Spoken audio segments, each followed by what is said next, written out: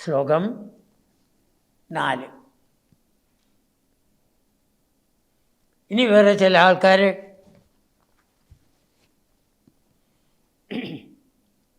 അവരെ ഭക്തന്മാരെ നിന്ദിച്ചുകൊണ്ട് അമ്പലങ്ങളിൽ മാത്രമല്ല പുറത്തും ഭക്തന്മാരെ നിന്ദിച്ചുകൊണ്ട് ഇതാവണു. എന്താ പറയണത്? ഒരു ഭക്തൻ അമ്പലത്തിൽ വന്നിട്ട് ഭഗവാനെ ഭജിക്കുകയാണ്. അപ്പോൾ ഉറക്കെ കൃഷ്ണ രാമ ഗോവിന്ദ എന്നൊക്കെ പറഞ്ഞു എന്ന് വരാം ഇല്ലേ? ഒക്കെ എന്തിനാ പറയണത്? അതാണ് പാപോയം. ഇവനൊരു പാപിയാണ്, ഇവനൊരു പാപിയാണ്. കൃഷ്ണ രാമ ഇതി അഭിലപതി.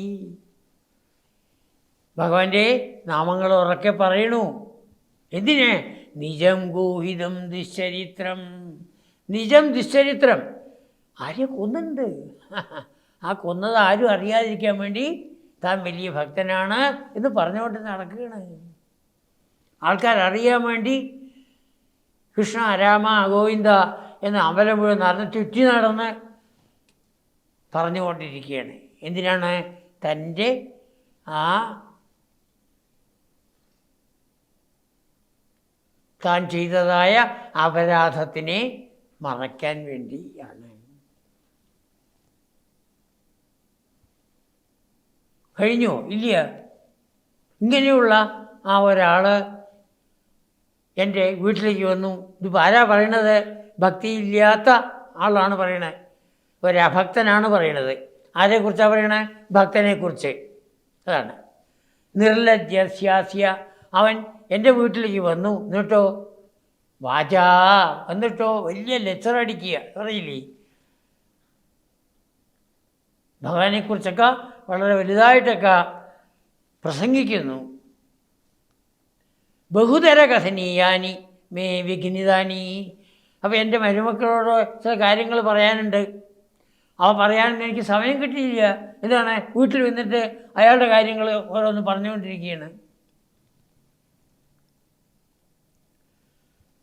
ഇങ്ങനെയുള്ള ആൾക്കാർ എങ്ങനെയാണ്?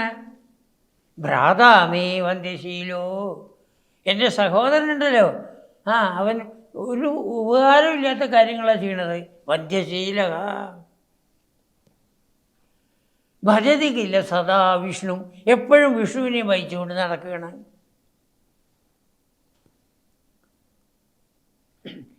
ഇത്തം ബുധാൻ തേ വിഷ്ണു. അതെ, ഇത്തം ബുധാൻ തേ നീന്തന്തി.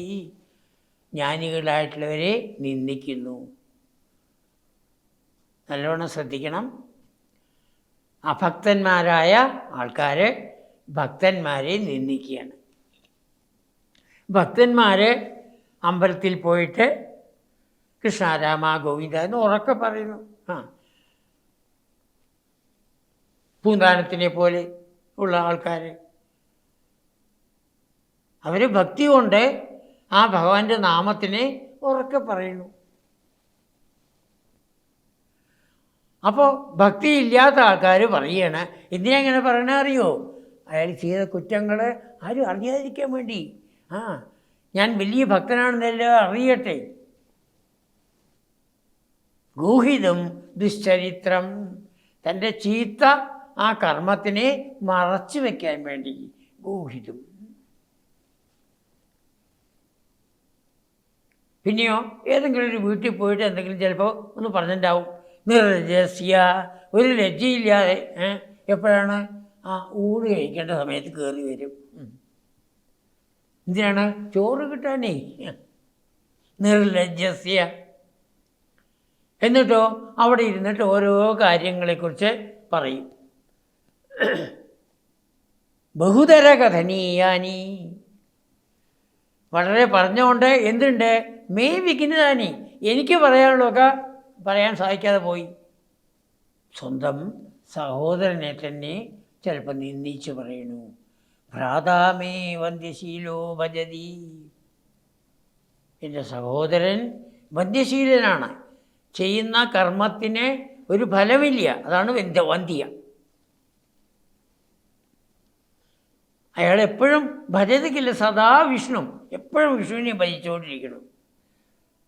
ചില ആചാര്യന്മാർ പറയാറുണ്ട് മേൽപ്പത്തൂരിൻ്റെ ഏട്ടനെ തന്നെയാണ്, ദാമോദരനെയാണ് ഇവിടെ ഉദ്ദേശിക്കുന്നത്. എത്രത്തോളം ശരിയാണെന്ന് നമുക്കറിയില്ല. അങ്ങനെയാണോ എന്ന് സംശയിക്കേണ്ടിയിരിക്കുന്നു എന്നാണ് പറയുന്നത്. എന്താണ്, മേൽപ്പത്തൂർ ഈ മാർഗത്തിലേക്ക് തിരിഞ്ഞുവല്ലോ. അപ്പോൾ ആ സമയത്ത് അങ്ങനെ പറഞ്ഞു എന്ന് പറയുന്നു. എന്തോട്ടെ, എന്തായാലും അഭക്തന്മാരായിട്ടുള്ള ആൾക്കാരെ നിന്ദിച്ച് സംസാരിക്കുകയാണ്.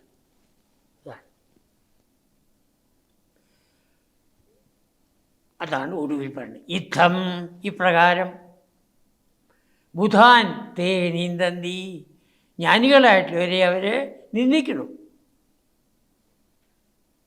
ഉച്ചൈഹി ഹസന്തി, അവരെ കളിയാക്കണം. അവരൊക്കെ എങ്ങനെയുള്ളവരാണ്? നല്ല ഭക്തന്മാരാണ്. ത്വയി നിഹിതമതീൻ, അങ്ങയിൽ മനസ്സിനെ ബുദ്ധി അർപ്പിച്ചവരാണ്.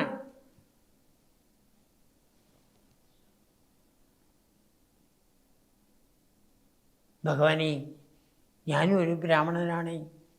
താദൃശം മാകൃത മാം താദൃശം മാകൃത, എന്നെ അങ്ങനെ ആക്കരുത്. ഈ ബ്രാഹ്മണരെ പോലെ, അഭക്തന്മാരായ ബ്രാഹ്മണരെ പോലെ എന്നെ ആക്കരുത്.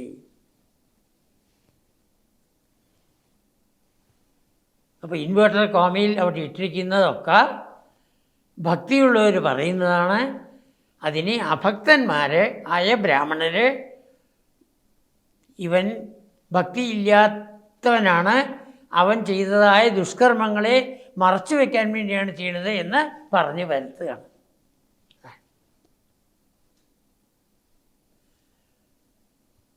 അപ്പോൾ ഈ 2 ശ്ലോകങ്ങൾ, 3ഉം 4ഉം ശ്ലോകങ്ങൾ ചമസനാണ് പറയുന്നത്. അഭക്തന്മാരെ കുറിച്ച് പറയുകയാണ്. അവർക്ക് ദുർഗതിയാണ് എന്നർത്ഥം.